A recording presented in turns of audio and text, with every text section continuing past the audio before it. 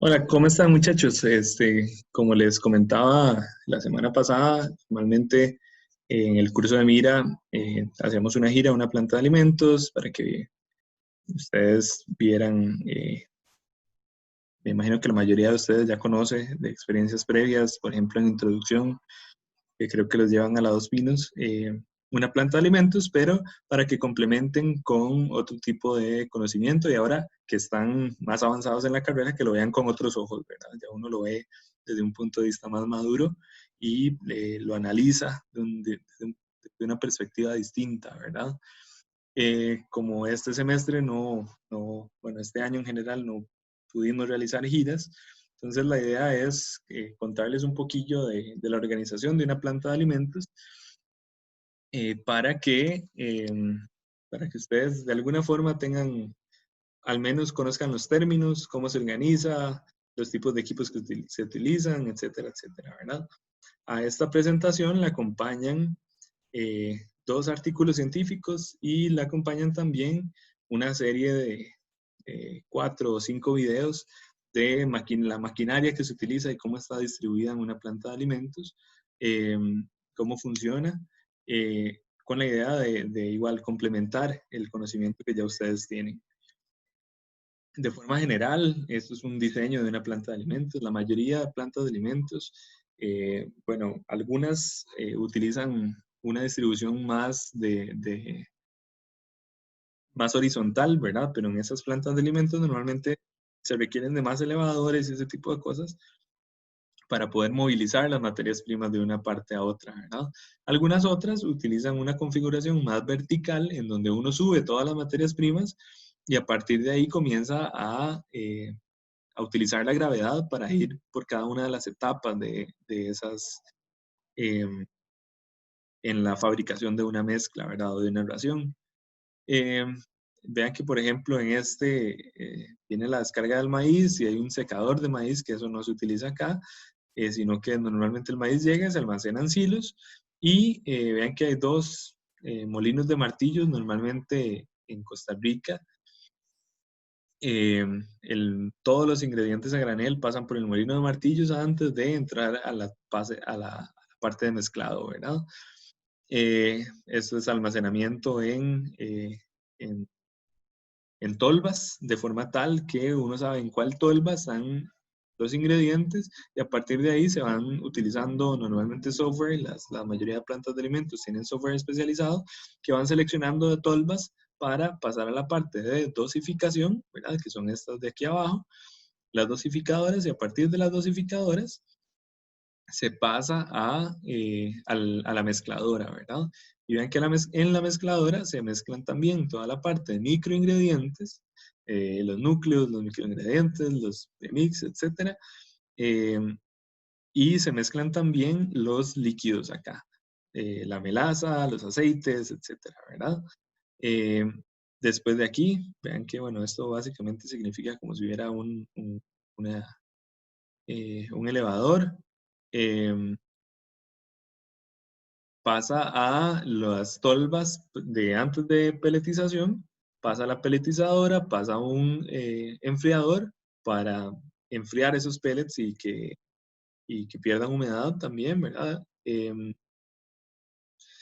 Y por último, por ejemplo, bueno, vean que aquí puede hacer un bypass de una vez a la parte de la enfardadora, pasando primero por una criba para separar los finos, o puede pasar por un crumbler, que es, por ejemplo, para dietas de pollo de preinicio o de inicio, en donde el tamaño de partícula se pueden utilizar pellets grandes, sino que se utilizan, se rompen o se quiebran esos pellets en pedacitos, ¿verdad? Y después las dietas pueden ser enfardadas en sacos o pueden ser distribuidas a granel, ¿verdad? En la parte de recepción de materias primas, ustedes esto lo han visto antes, me imagino, que es como el maíz llega o la harina de soya, por ejemplo, y se descarga de camiones transportadores dentro de fosas que lo transportan hacia los silos o las tolvas de almacenamiento, ¿verdad? También la distribución de ingredientes se puede hacer en sacos de 1 tonelada. Esto es común, por ejemplo, para ingredientes como el carbonato de calcio, eh, donde los, la distribución es más, y la venta es más barata en volúmenes más grandes, ¿verdad? Eso es una forma también común de transportar ingredientes. Sacos de 23, 25, 46 kilos, depende de la materia prima o del ingrediente. Por ejemplo, los aminoácidos sintéticos, las enzimas, todo eso lo venden en sacos de 23 o 25 kilos. Y sacos más grandes para otros ingredientes, por ejemplo, puliduras de trigo, ese tipo de cosas, muchas veces se ven o se venden en ese tipo de empaques. En la parte de líquidos, todo lo que es melazas, aceites, se transporta en camiones cisterna y se almacena igual en tanques o tanquetas de almacenamiento para líquidos. Muchas veces, por ejemplo, los aminoácidos también pueden venir en su forma líquida y igual se almacenan en tanques, algunos de los aminoácidos sintéticos. Lo que es transporte interno, por ejemplo, Alison les hablaba la clase pasada de, creo que ella les llamó canastas, pero normalmente se llaman elevadores de cangilones. Y estos cangilones son estas canastitas que lo que hace es ir rotando, aquí toma las materias primas de la fosa, las eleva y las descarga por acá arriba, ¿verdad? Las descarga en los equipos que las vayan a utilizar. También les habló de los tornillos sin fin, que es básicamente un tornillo que gira sobre sí mismo y así va transportando las materias primas de un lugar a otro. Existen también transportadores de arrastre, por ejemplo, que es una cadena básicamente que va girando y por arrastre se va llevando las materias primas, ¿verdad? Eh, Después, esta última forma de transporte interno, en realidad solo la he visto en una planta de alimentos aquí en Costa Rica. En donde básicamente este equipo hace un vacío, ¿verdad? Se llama un transportador de neumático o un transportador de vacío. Hace un vacío que lo que hace es jalar las materias primas y llevarlas a otra parte, ¿verdad? Se utiliza normalmente para microingredientes o aditivos que van en pequeñas cantidades. Por supuesto que cuando hablamos de la parte de recepción de materias primas y también lo que es producto terminado, tiene que haber un laboratorio de control de calidad. Todo esto lo habían hablado con Carlos Campos en el curso de producción 2, toda la parte de toma de muestras, etcétera. También lo volvimos a tocar en el curso de laboratorio de nutrición, las propiedades físicas de los ingredientes, evaluar esas propiedades físicas nos ayuda a determinar capacidades, a determinar inventarios, etcétera, ¿verdad? Por ejemplo, en lo que es el peso, la determinación del peso de los ingredientes y la determinación de la densidad de esos ingredientes, ¿verdad? O de los productos terminados en el caso de, muy importante para no sobrepasar la capacidad del empaque, por ejemplo. Importantísimo la parte de análisis organoléptico que también conversamos en el, en el curso de laboratorio de nutrición. Conocer el olor que tienen las materias primas, conocer cómo se deberían de ver esas materias primas. Nos permite o le permite a la gente que trabaja en control de calidad poder rechazar lotes que no vienen en condiciones adecuadas, ¿verdad?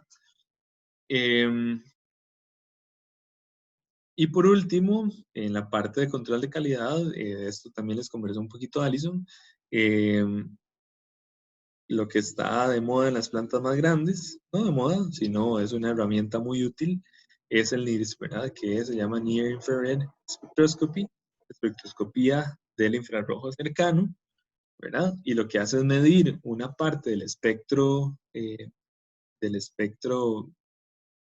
de luz que tienen, porque eso emite una forma de radiación que después capta como un espectro de luz, ¿verdad? El equipo. Y ese espectro de luz en diferentes áreas logra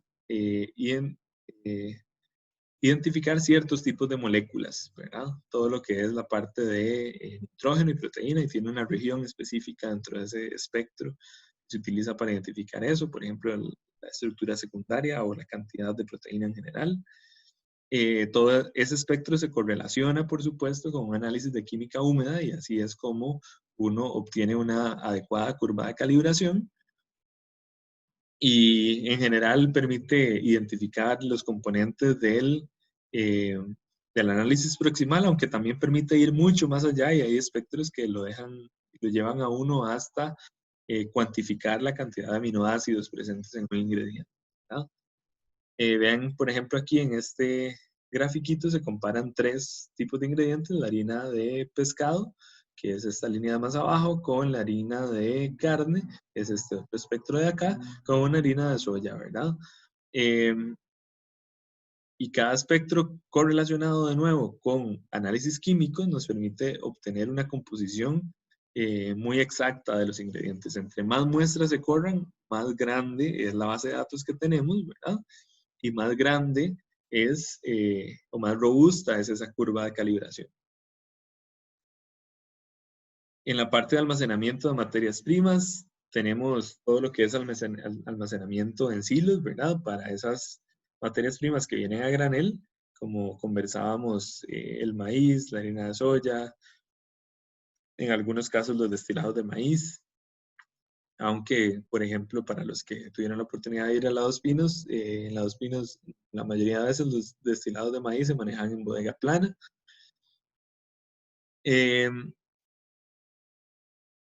Importantísimo para la parte de los hilos, el control o el monitoreo de la temperatura en diferentes partes de los hilos, ¿verdad? Además, tener silos en buenas condiciones que no nos permitan el ingreso de humedad, porque esa humedad nos genera focos de crecimiento de hongos, y esos focos de crecimiento de hongos podrían llegar hasta problemas de combustión espontánea, ¿verdad?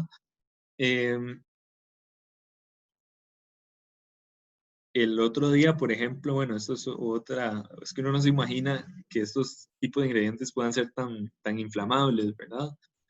Eh, el otro día que tuve la oportunidad de andar por allá por la planta de la Dos Pinos, habían unos elevadores eh, que estaban arreglando y se veían como expandidos.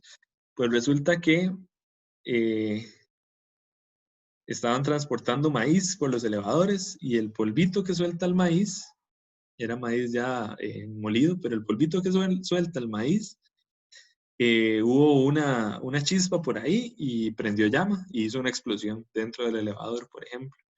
Y ese tipo de problemas uno no se imagina que pasen, pero sí pasan. Entonces hay que tener cuidado.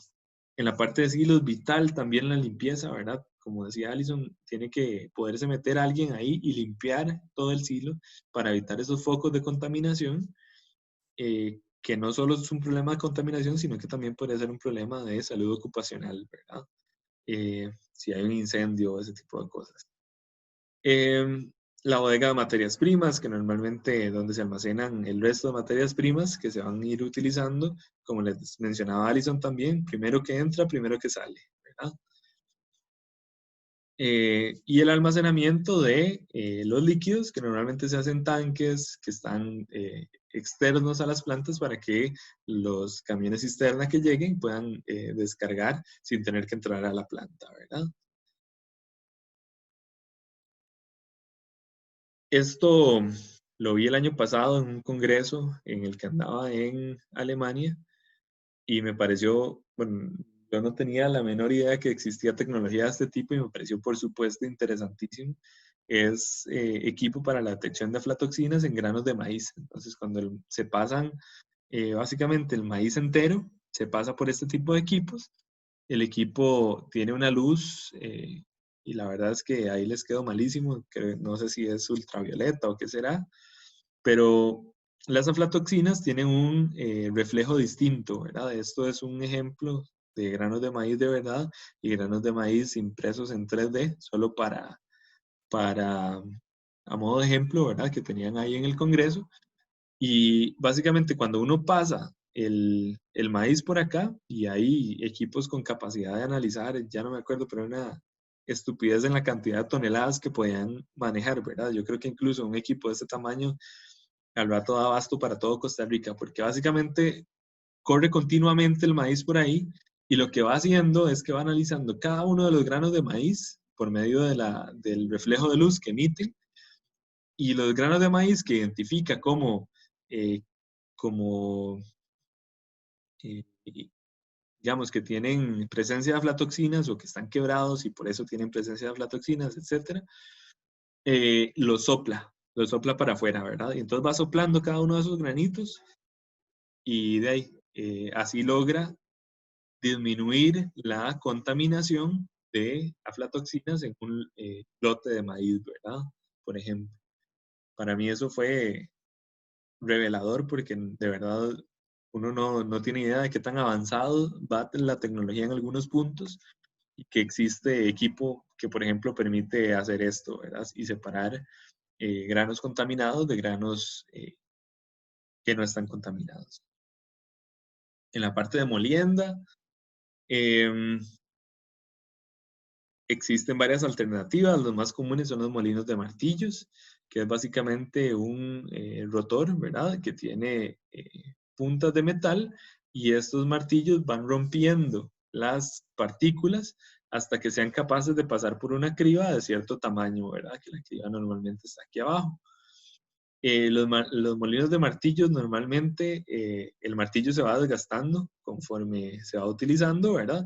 Lo que hace la gente es que una vez que el molino ya tienen mantenimiento, ¿verdad?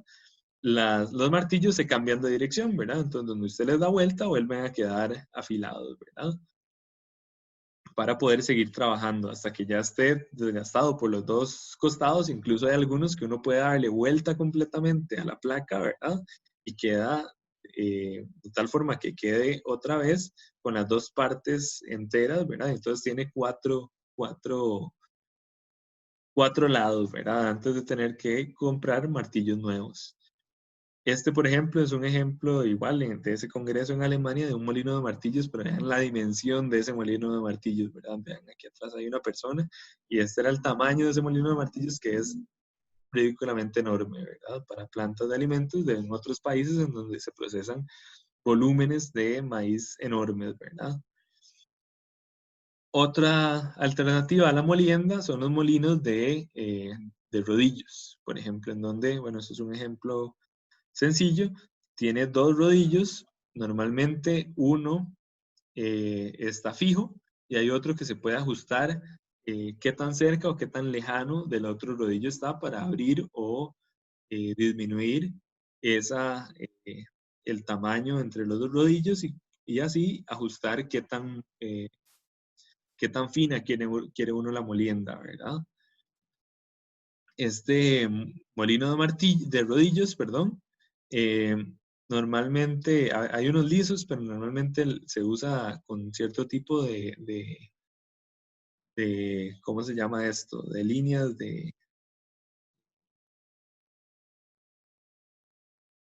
que tiene relieve, ¿verdad? Como estos que ven acá, para quebrar y hacer la molienda más fina. Vean que, por ejemplo, este es un molino de martillos que tiene, de rodillos, perdón, que tiene dos sets de rodillos. Uno para hacer una molienda de las partículas más gruesas, donde después le permite a uno hacer una molienda hasta llegar a partículas bastante finas, ¿verdad? Veíamos, antes de seguir con esta parte de dosificación, veíamos el semestre pasado también, cuando hablamos en laboratorio de nutrición, de ejemplos de equipos que se utilizan para determinar el tamaño de partículas, lo que son las cribas, ¿verdad? Que es por agitación. Hay otros equipos mucho más especializados que lo hacen por eh, laser diffraction, eh, utilizando láseres para determinar ese tamaño de partículas, ¿verdad? Depende de qué tan interesado esté uno. Esto no se hace de forma rutinaria en las plantas, pero sería bueno calibrar el molino de uno, ¿verdad? Con las cribas que esté utilizando para, eh, para tener una idea del tamaño de partícula que está ofreciendo a sus clientes, por supuesto. Un punto importantísimo en los molinos es que las cribas también no solo los martillos se desgastan, sino que las cribas también se desgastan, ¿verdad? De ese choque con las partículas. Y ese es uno de los puntos de control importantísimos, ¿verdad? Que hay que tener, que es que la criba no esté rota, porque entonces se empiezan a pasar partículas grandes y entonces afectamos la calidad, ¿verdad? El semestre pasado hablamos de los efectos del tamaños de partículas inadecuados, ¿verdad? Eh, en las dietas. Una vez que pasan eh, por la parte de molienda, vamos a la parte de dosificación, ¿verdad? En donde se pesan los ingredientes y normalmente esto se hace por medio de balanzas, ¿verdad? Balanzas internas que tienen estos equipos, se hace la dosificación para pasar a la parte de mezclado, ¿verdad? Y saber que cada ingrediente va a ir eh, en cierta cantidad dentro de esa ración, por supuesto. De la parte de mezclado ya hablamos la vez pasada. Existen mezcladoras de distintos tipos. Por supuesto, en una planta de alimentos grande, normalmente se utilizan mezcladoras o de paletas con una capacidad mucho más grande que esta de 100 kilos, ¿verdad? Eh, pero existen mezcladoras de paletas de hasta 1 tonelada, por ejemplo. Y no sé si la verdad existirán más grandes incluso, o mezcladoras de cinta, de verdad, que es muy común también en las plantas de alimentos. Después quería hablarles un poquito del proceso de peletización, ¿verdad? Una vez que tenemos la mezcla, ya la dieta ya hecha, el alimento balanceado, hay dos opciones, ¿verdad? El alimento si va en harina, pues nada más pasa a la parte de enfardado y se enfarda, o incluso eh, dependiendo, podría distribuirse incluso a granel también, ¿verdad? Pero eh, está este otro proceso, por ejemplo, que es la peletización, que permite aglomerar eh, la dieta, ¿verdad? De forma tal que, bueno, esto tiene muchísimas ventajas en el rendimiento productivo de los animales, se disminuye el desperdicio, se aumenta el consumo normalmente porque los animales cada vez que comen comen partículas grandes, ¿verdad? Se disminuye la selección de partículas dentro del alimento, especialmente puede ser un problema en animales como los pollos o las gallinas que tienden a seleccionar bastante más que un cerdo, por ejemplo.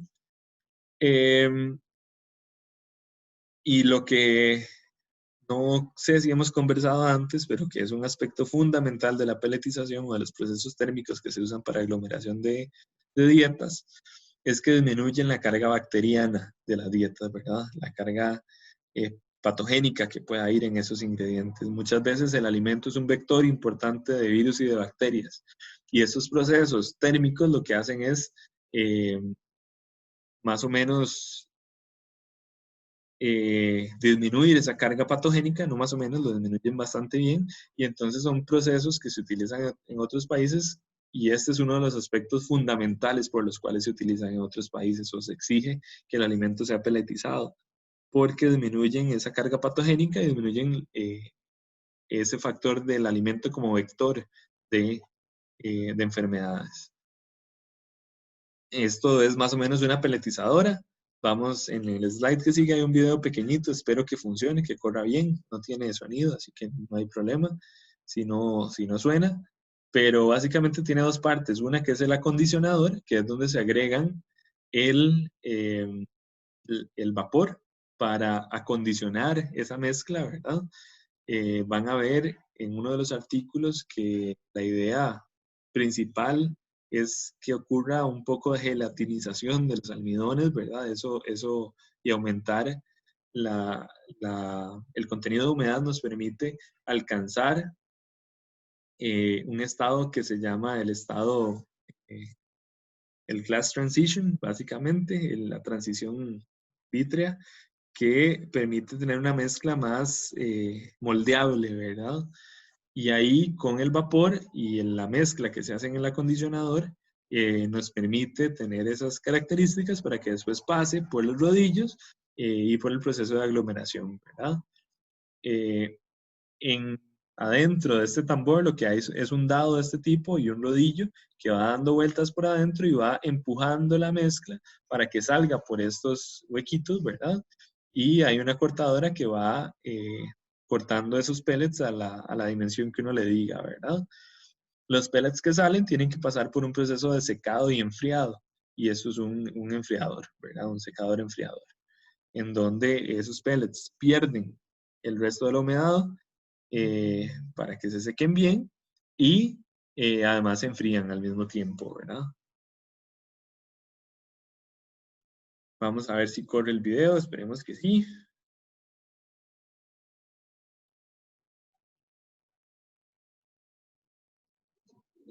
Lo que ven ahí es básicamente una pelletizadora funcionando, ¿verdad? En donde eh, el dado de afuera va dando vueltas, o lo que puede dar vueltas también son los rodillos, eso depende de la máquina, y va empujando la mezcla por los huequitos, ¿verdad? Por el dado, se llama oficialmente.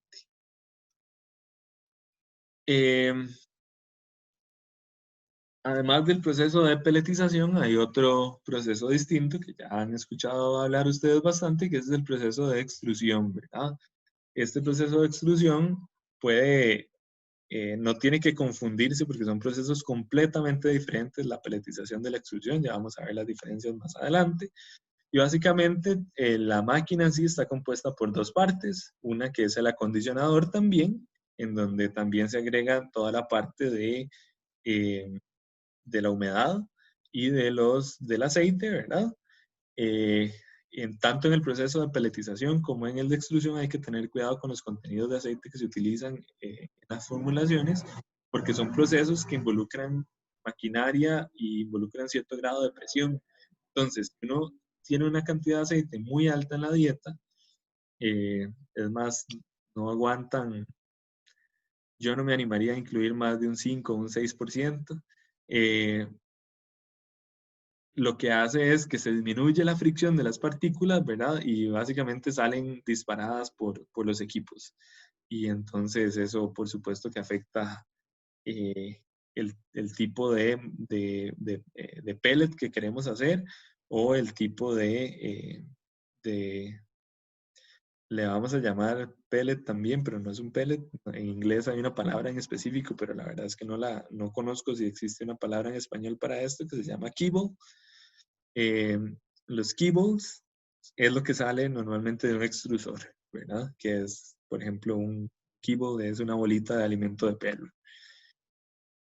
Entonces tiene este acondicionador en donde se mete igual la humedad y se incluye el aceite también y después pasa por el cañón y el cañón tiene un tornillo sin fin igual con diferentes elementos. Puede ser un extrusor de un tornillo único o puede ser un extrusor de doble tornillo, que son tornillos que dan vueltas en direcciones opuestas, ¿verdad? Y la idea, igual hay un video que enseña cómo un señor está armando los diferentes elementos de esos tornillos en un extrusor doble.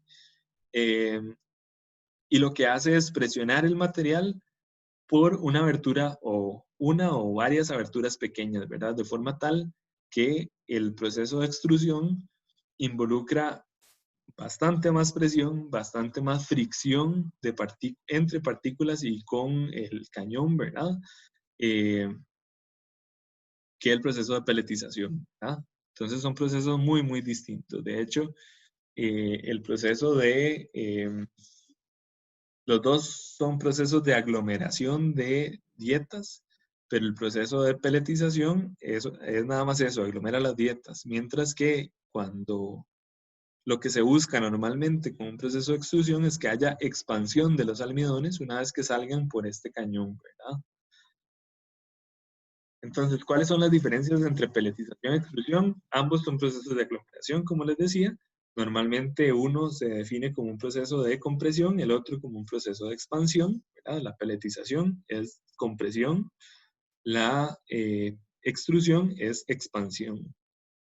Ambos usan un acondicionador para agregar humedad y preparar la mezcla, ¿verdad? Toda la parte que estaba conversando desde la gelatinización de los almidones. Ambos disminuyen el tamaño de partícula con respecto al tamaño de partícula original. Ahorita vamos a ver un ejemplo de esto.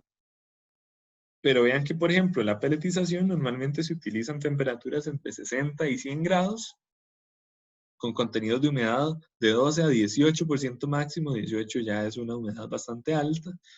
Y vean que esto que dice SME es Specific Mechanical Energy, la energía mecánica específica, que es una determinación que se utiliza para saber el, el, el consumo de energía que requiere un proceso, ¿verdad?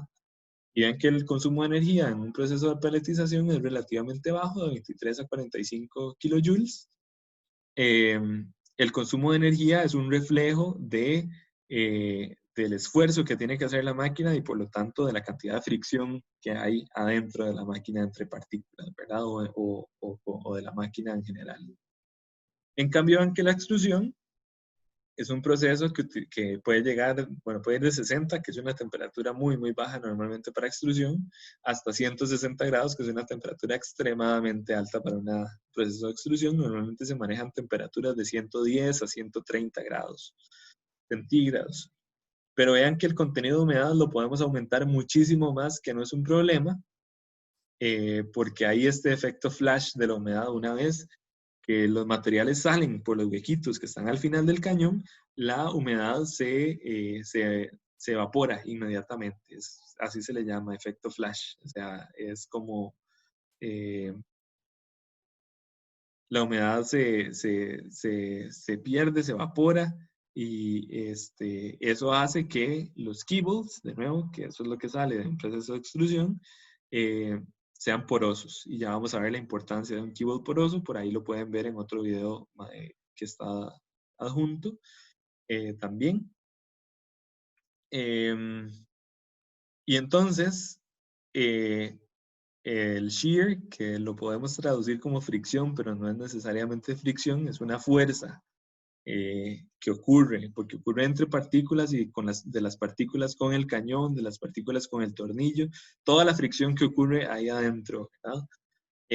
Podemos hablar que tenemos energías específicas, energías mecánicas específicas de hasta de 800 hasta 1200 kilojoules, ¿verdad? Vean que son muchas veces más la cantidad de fricción que ocurre en el proceso de extrusión, de fricción y de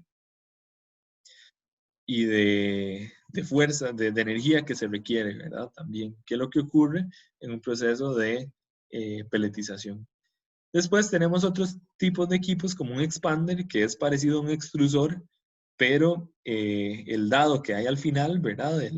La barrera que hay al final tiene bastantes más orificios, entonces no necesita tanta energía, o sea, es algo como en la mitad entre peletización y extrusión. Se parece a un extrusor, normalmente tiene un cañón, pero es un cañón más corto. Y al final el dado no es un dado que tiene pocos orificios, sino que tiene muchos orificios, entonces el material fluye más rápido, ¿verdad? Es un proceso que permite producir mayores cantidades mayores volúmenes de alimento eh, en poco tiempo, ¿verdad? En lo que es calidad de pellets, bueno, esto principalmente era lo que les hablaba de la reducción del tamaño de partícula, y esto es parte del experimento de mi doctorado, ¿verdad? En donde usamos tres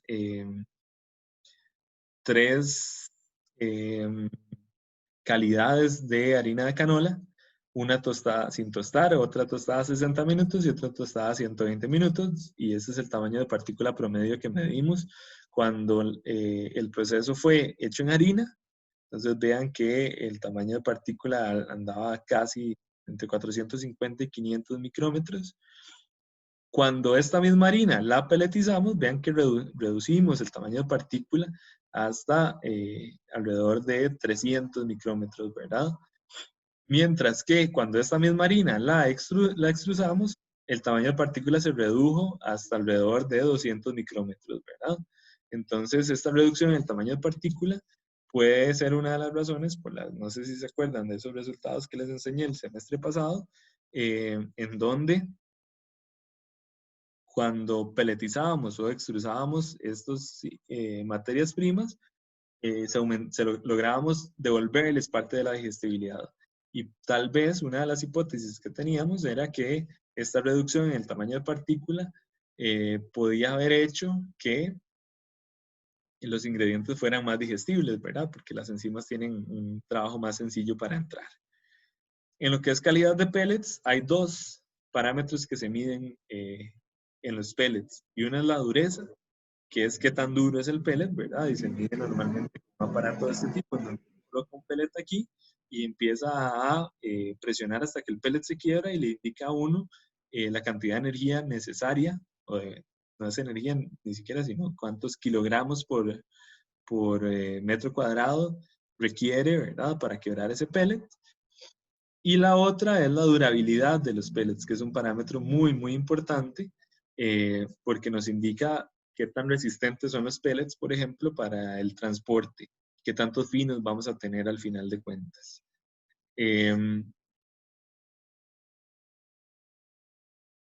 La durabilidad normalmente se llama PDI en inglés, Pellet Durability Index, y es un parámetro que se determina normalmente. Vean que por ejemplo, hay una relación muy cercana entre la temperatura en la cual se acondiciona la mezcla, ¿verdad? Antes de entrar a la pelletizadora y la dureza de esos pellets, ¿verdad? Esto está en kilopascales, pero bueno, y la dureza de los pellets. Una relación muy, muy cercana entre la temperatura de acondicionamiento sea mayor es la dureza de los pellets normalmente. Ok, normalmente lo que hace uno cuando hace una prueba de durabilidad es pesar 100 gramos de pellets, o sea, primero hay que sacarles todos los finos para que sean solo pellets, ¿verdad? Esos 100 gramos de pellets se ponen en este tipo de máquina, el SINA tiene una parecida a estas, yo las conozco de diferentes, digamos, en donde lo que hace uno es, o lo que hace la máquina es por medio de aire darle vuelta a los pellets, esta funciona rotando ella misma, ¿verdad? Sobre su propio eje. Y esa cantidad de 100 gramos de solo pellets, después uno saca, después de cierto tiempo de estar rotando, saca el material y pesa la cantidad de finos que se produjeron, ¿verdad? Y entonces dice, bueno, este pellet tiene una durabilidad del 92% si tiene un 8% de finos, por ejemplo. En lo que es la importancia de la durabilidad de estos pellets, les tengo el ejemplo de esta tesis que terminamos, que presentó esta muchacha el año pasado, en donde, bueno, el experimento era bastante más grande que esto porque incluía dos factores, el tamaño de pollito y la calidad de pellets en el contenido de finos, ¿verdad? Entonces usábamos pollitos pequeños, medianos y grandes, y usábamos 0% de finos, 15% de finos y 30% de finos en la mezcla, ¿verdad? Entonces era un experimento de 9 tratamientos en total. Yo aquí lo estoy resumiendo solo para la parte de calidad de pellet, ¿verdad? Estoy dejando el tamaño de los pollitos por aparte. En realidad no hubo interacción entre ellos, entonces los factores, entonces está bien si les presento solo esto. Pero si tienen interés pueden ir a buscar esta tesis, ya está en la página de la escuela, que es la tesis de Jimena Orozco, para que lean el diseño completo y los resultados completos, si tuvieran interés. Y básicamente estos son los resultados sobre peso acumulado, en donde vean que para los 7 y los 21 días no hubo diferencias entre los tratamientos en el contenido de finos, pero para los 35 días sí, ¿verdad? Entonces, los pollos que consumieron solo pellets tenían un peso acumulado mayor que los pollos que consumieron un 30% de finos en la dieta. Y los pollos que consumieron un 15% de finos en la dieta tenían un peso intermedio entre estos dos, ¿verdad? O sea, el contenido de finos en la dieta sí tiene un impacto sobre el rendimiento productivo de los animales, ¿verdad? Y hay muchos experimentos de este tipo. Yo les adjunto otra, uno de los artículos que acompaña esta presentación, habla de esto particularmente también. En lo que es consumo acumulado, vean que hubo efectos a los 7 días, pero hubo efectos también a los 35 días. Y vean que casualmente los pollos que consumieron alimento, bueno, aquí no.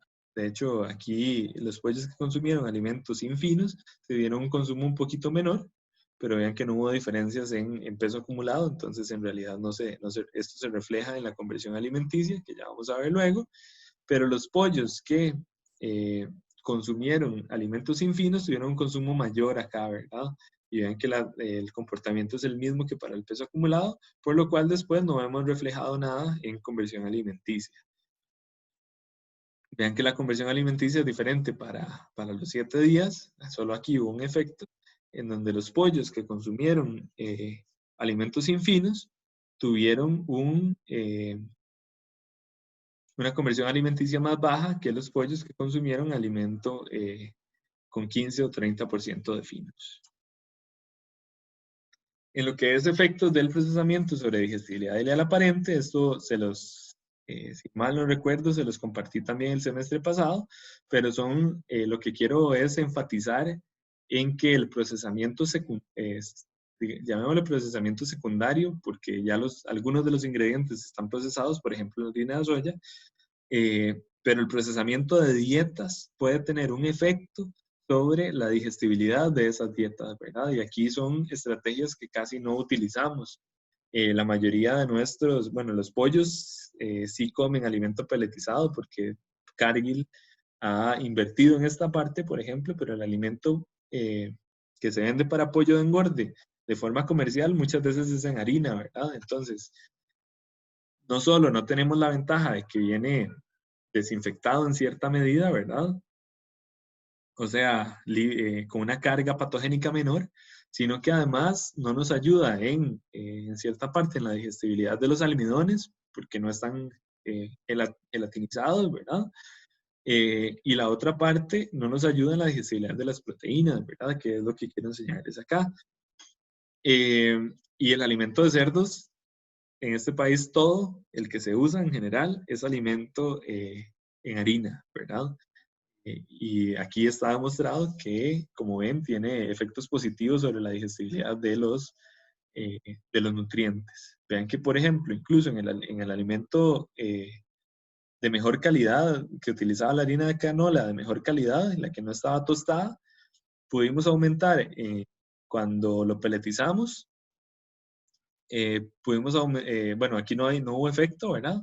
Pero cuando ese alimento fue extruido, y yo no digo llevarlo hasta la extrusión, pero podríamos pensar en un proceso como el expander, ¿verdad? Aumentamos en un 3.4% la digestibilidad de la proteína cruda. Y vean que ese efecto fue mayor conforme más dañado estaban los materiales. Cuando usamos harina de canola tostada 60 minutos o 120 minutos, pudimos aumentar la digestibilidad peletizando un 2.3%. Y en la más dañada pudimos aumentar la digestibilidad de la proteína hasta casi un 10%, ¿verdad? Que es un montón, por supuesto. Y esto, 10% son 10 unidades porcentuales, ¿verdad? O sea, pasar no sé, de 55 a casi 60 y no sé cuánto, 65 aquí en este caso, ¿verdad? Es un montón el aumento en la digestibilidad de esos nutrientes. Y vean que esto es para proteína cruda en general, pero para algunos aminoácidos en particular, por ejemplo, la lisina reactiva, el comportamiento fue muy similar, ¿verdad? Lo que nos indica que el animal puede aprovechar mejor los nutrientes que van dentro de esos materiales que van más dañados si tenemos un tipo de procesamiento que lo acompañe, ¿verdad? Peletizado o extrusión.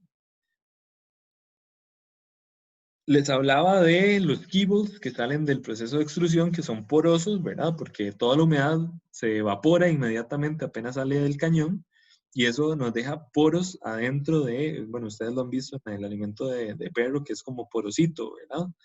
Em, y entonces, para cuando se hace alimento de mascotas o alimento de acuacultura, en donde las cantidades de aceite que tiene que ir en las dietas son muy, muy grandes, estos son procesos que se utilizan, que es se llama en inglés vacuum coating, que es cubrición por vacío, una cosa así.